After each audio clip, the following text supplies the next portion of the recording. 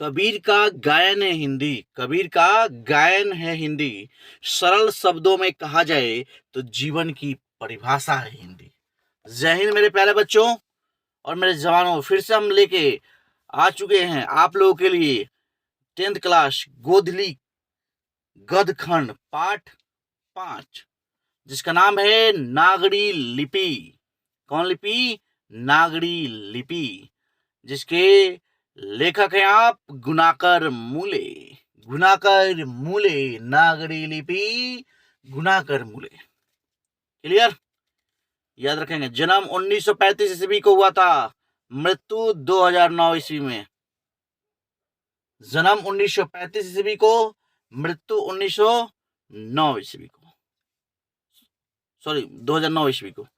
1935 ईस्वी को, माफ कीजिएगा, जन्म हुआ था 1935 ईस्वी को, मृत्यु हुआ था 2009 ईस्वी को। क्लियर है? आगे लेखक परिचय के बारे में जानते हैं। इन्होंने अपनी शिक्षा दीक्षा ग्रामीण परिवेश और मराठी भाषा में पाई। मिडिल स्तर तक मराठी में पढ़ाई करने के बाद ये वर्धा चले गए और वहां उन्होंने 2 वर्षों तक नौकरी की। कितने वर्षों तक नौकरी की? 2 वर्षों तक। तथा हिंदी और अंग्रेजी का अध्ययन किया। हिंदी और अंग्रेजी का क्या किया? अध्ययन किया। इसके बाद इलाहाबाद में गणित विषय से एमए किया। बाबू देख लो भाई, इलाहाबाद से गणित विषय में एमए किया, है ना।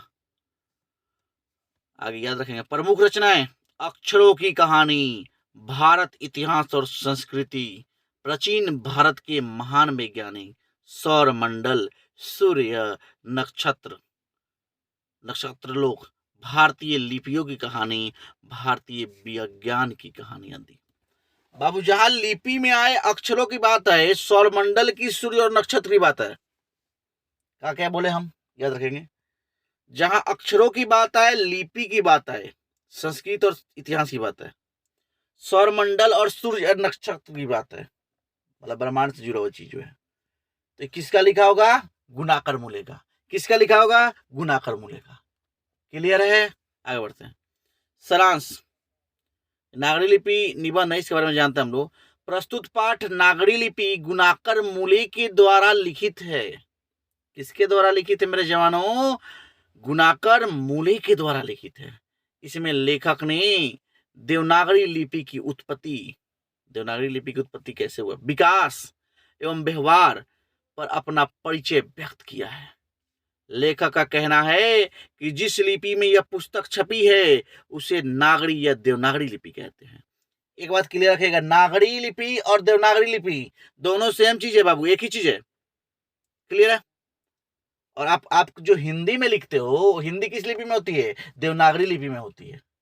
एग्जाम में होगा, भरने के लिए कहीं आ सकता है, उस शुरू में आता है जहाँ पे आप रोल नंबर भरते हो, किस लिपि में आपको एग्जाम देना है, तो वहाँ पे देवनागरी लिखना होगा। हाँ, इंग्लिश वाला जब एग्जाम दीजिएगा तो वो हो जाएगा कौन सी लिपि? रोमन लिपि हो जाएगा। वैसे ही पंजाबी जो भाषा होती है वो हो जाती है गुरुमुखी में हो जाती है। पंजाबी किस लिपि में लिखी जाती है? तो गुरुमुखी में लिखी जाती है। हिंदी देवनागरी में। तो विज्ञान वगैरह भी आप किस में पढ़ते हो? अगर इंग्लिश मीडियम में पढ़ते हो तो आपका हो गया क्या? रोमन। और हिंदी मीडियम में पढ़ते हो तो आपका देवनागरी हो गया।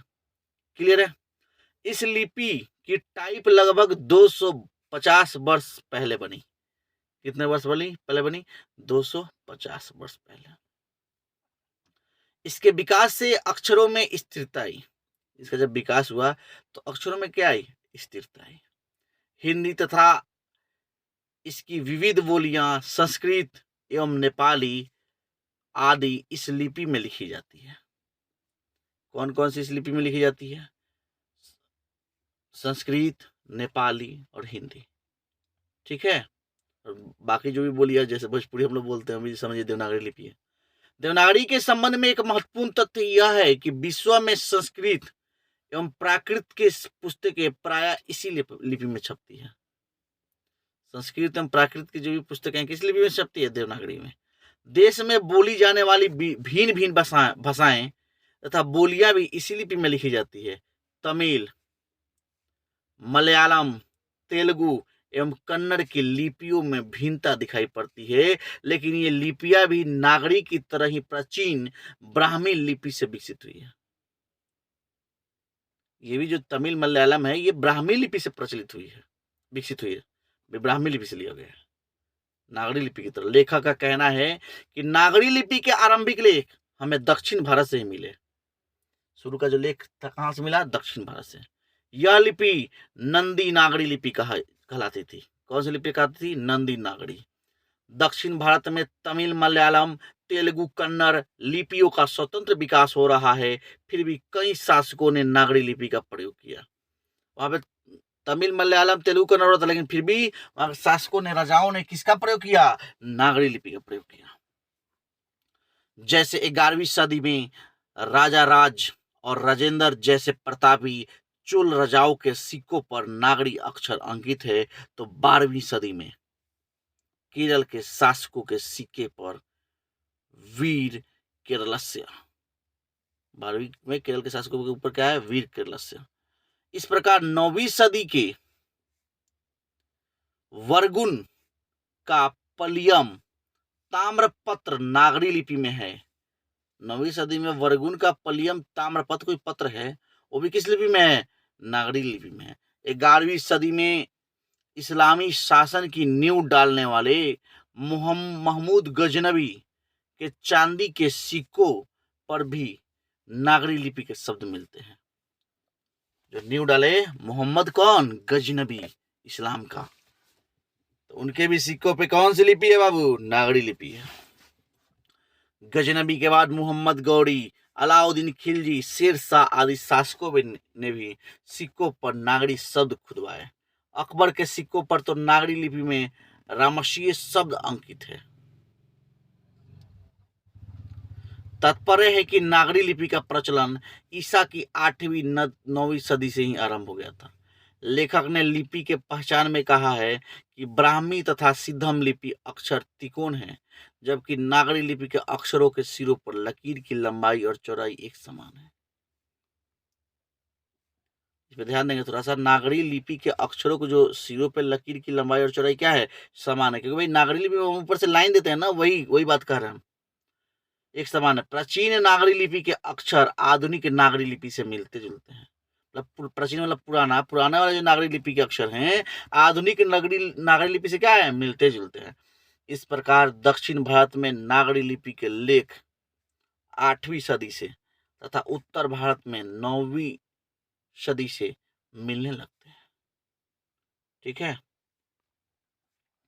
अब प्रश्न यह उठता है कि इस नई लिपि को नागरी, देवनागरी तथा नंदी नागरी क्यों कहते हैं? सबका एक ही नाम है, नागरी, देवनागरी, नंदी नागरी। नागरी शब्द की उत्पत्ति के संबंध में विद्वानों का मत एक नहीं है। विद्वान जो है सबका मत एक नहीं है, सबका मत अलग अलग है। कोई कुछ कहते हैं, कुछ कहते हैं। ठीक है। कुछ विद्वानों का मत है कि गुजरात के नागर ब्राह्मण ने इस लिपि का सर्वप्रथम प्रयोग किया था, इसलिए इसका नाम नागरी पड़ा। कुछ विद्वान कहते हैं कि गुजरात के ब्राह्मण, ठीक है, इस लिपि का सर्वप्रथम प्रयोग किया था, इसलिए इसका नाम नागरी पड़ा।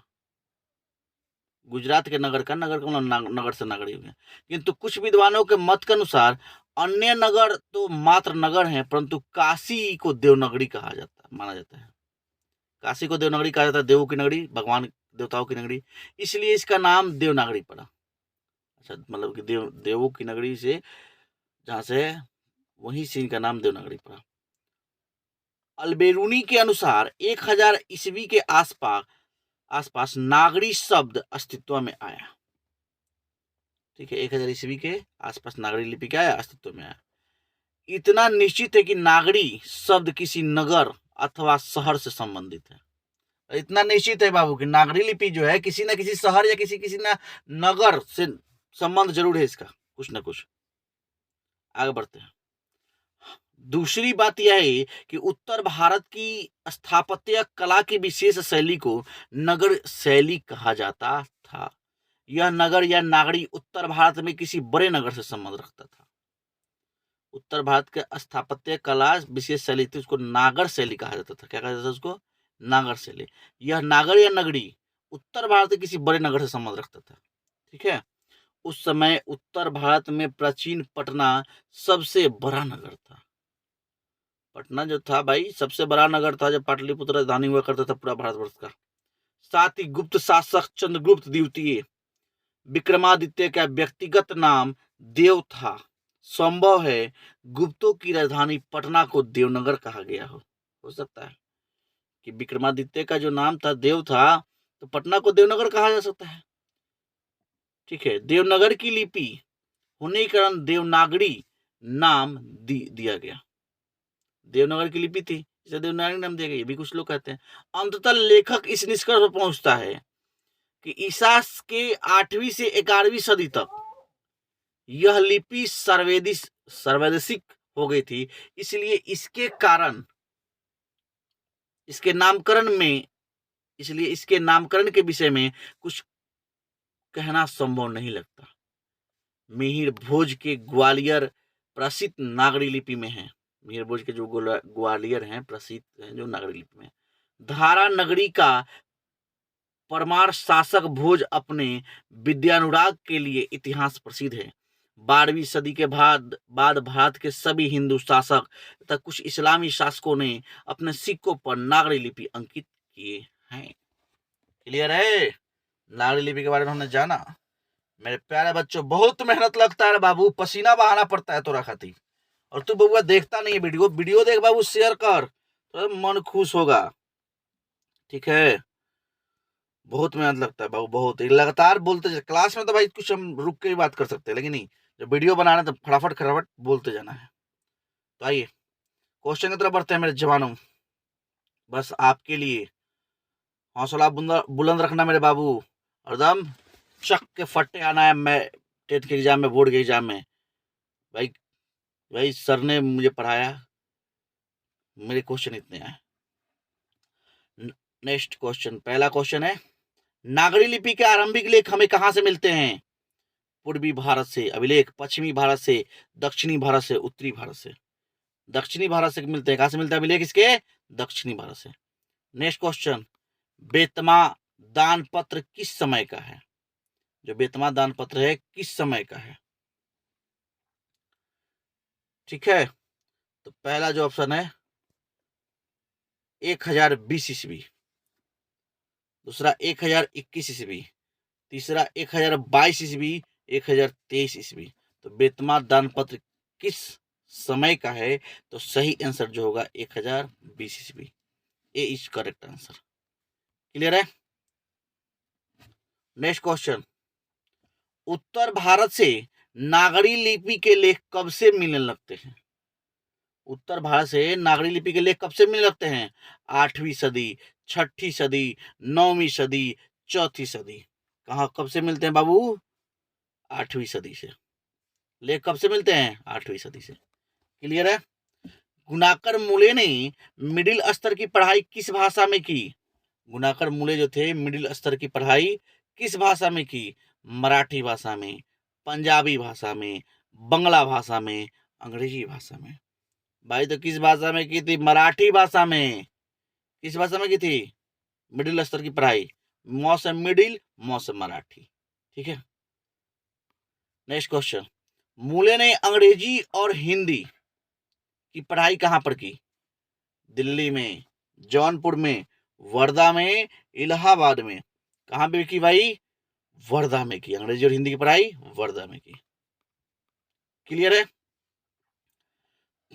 नेपाली भाषा किस लिपि में लिखी जाती है? गुरुमुखी लिपि। गुरुमुखी तो भाई वो पंजाबी वाला था। खरोष्ट लिपि में नहीं, ब्राह्मणी लिपि ना, देवनागरी लिपि। हाँ, 6 का डी, देवनागरी लिपि में। क्लियर है? गुणाकर मूले का जन्म कब हुआ? 1935 ईस्वी, 1936 ईस्वी, 1937 ईस्वी या 1938 ईस्वी? कब हुआ था बाबू? 1935 ईस्वी में हुआ था। क्लियर?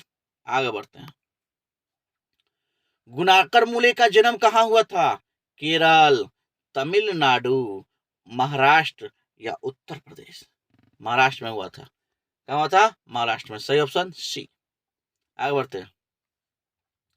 इन्होंने किस पुस्तक में, किन्होंने? गुणाकर मूले ने पुरानी लिपियों की विस्तृत जानकारी दी है। संस्कृति पुस्तक का नाम है, अक्षर कथा, प्राचीन भारत का इतिहास, पुरालिपि शास्त्र।